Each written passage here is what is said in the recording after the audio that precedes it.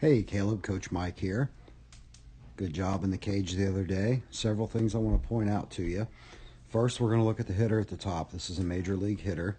One of the first things I want you to notice is his feet.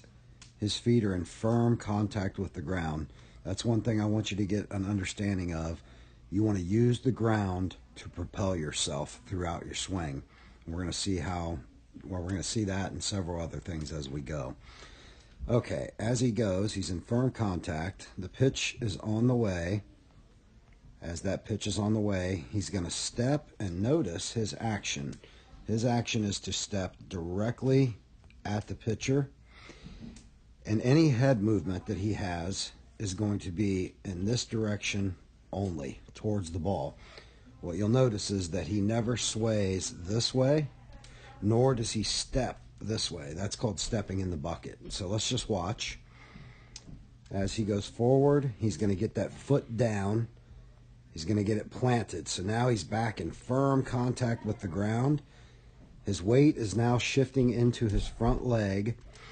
And what's happening here is he's pretty much done with his footwork at this point. Now his hips are taking over. His footwork has already happened. Now he can forget about his footwork. His hips are starting to drive the swing. And as he drives through the swing, I want you to notice something as well, and you do a good job of this. I want you to notice the arm angle. His arms stay in a triangle, and by doing so, he stays compact and he has stored power. So as he swings now, his hips are rotating. Notice that. His hips are rotating. And as his hips basically finish rotating, then his shoulders are going to take over and drive the swing. So let's watch it again. Firm feet, step, back to firm feet, hips take over, shoulder takes over, and he finishes a swing. And notice again, his head has dropped down so he can cover the plate. Okay, he finishes, and here's another thing I want you to really notice. Notice that back foot. By him stepping and planting and driving with his hips, the back foot has no choice but to come up because he's thrown his weight into that front hip, and he's finished in perfect balance. Now let's jump down to you at the bottom, and notice one of the first things I think I want to see you get rid of is this. When you're standing on your toe like that, that is not firm contact with the ground. I can live with it if you were doing everything else perfectly, but I'd really like to see you eliminate that because it's just one small thing that you can easily eliminate.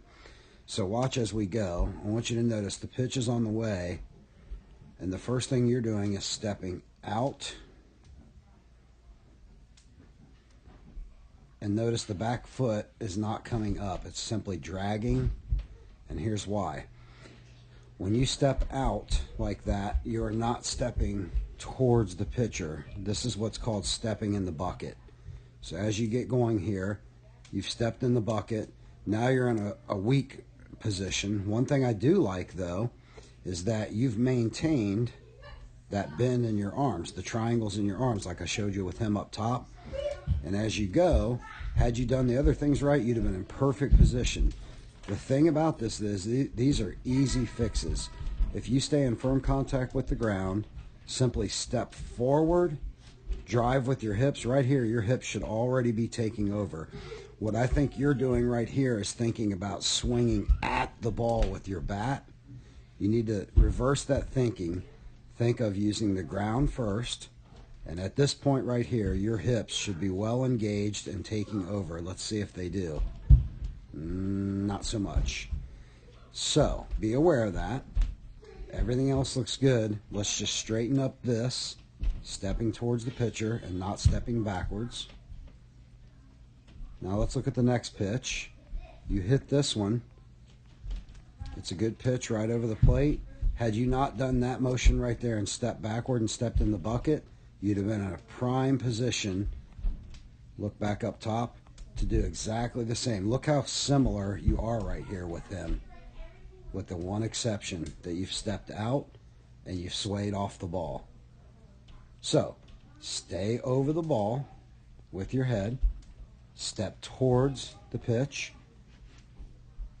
keep those arms bent like you have them there, and you're going to have this. I know that you'll be able to correct this quickly. I know you're a good athlete.